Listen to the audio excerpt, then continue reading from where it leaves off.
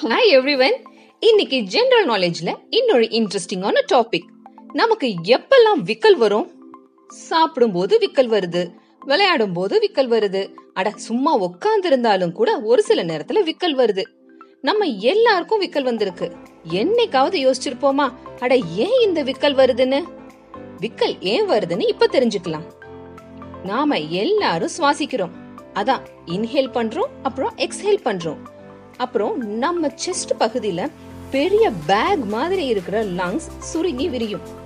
இந்த லங்ஸுக்கு கீழேயும் ஸ்டொமக்குக்கு மேலேயும், அதான் இந்த ரெண்டுக்கும் நடுவுல டயப்ராம்ன்ற மசில் ஒண்ணு இருக்கு.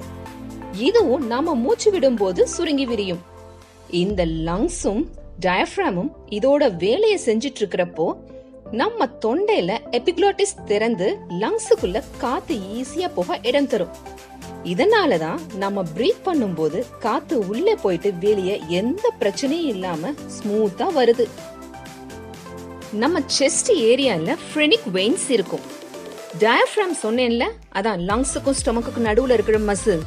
அத இந்த ஃப்ரெனிக் வெயின்ஸ் டயப்ராம டிஸ்டர்ப் பண்ணுச்சுன்னா, அதான் ஒரு ஜர்க் கொடுத்துச்சுன்னா, நம்ம பிரெயினோட கட்டுப்பாட்டை மீறி தானா சுருங்க ஆரம்பிச்சிடும் இந்த டயப்ராம். ஒரு சொடக்கு போடுற டைம்குள்ள இந்த வேலையை டயப்ராம் செய்ய ஆரம்பிச்சிடும். டயப்ராம் சுருங்கிடுச்சுன்னா தொண்டையில இருக்கிற எபிக்ளாட்டிஸ் அதோட மூடிய சரியா திறக்க முடியறது இல்ல.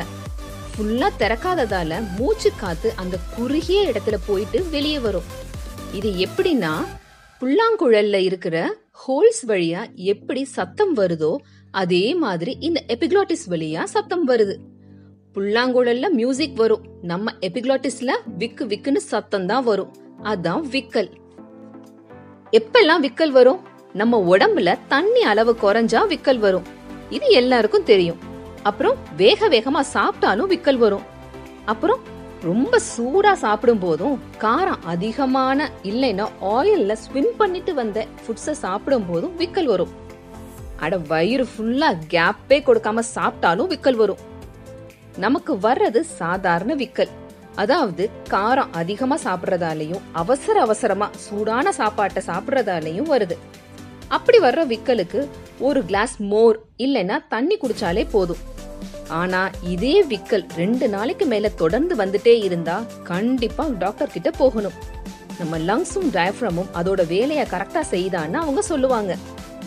என்ன விக்கல் ஏன் வருதுன்னு ஜஸ்ட் உங்களுக்கு ஒரு அவுட்லைன் கிடைச்சிருக்கும்னு நம்புறேன். இன்னொரு இன்ட்ரெஸ்டிங்கான டாபிக்ல நம்ம மீட் பண்ணலாம்.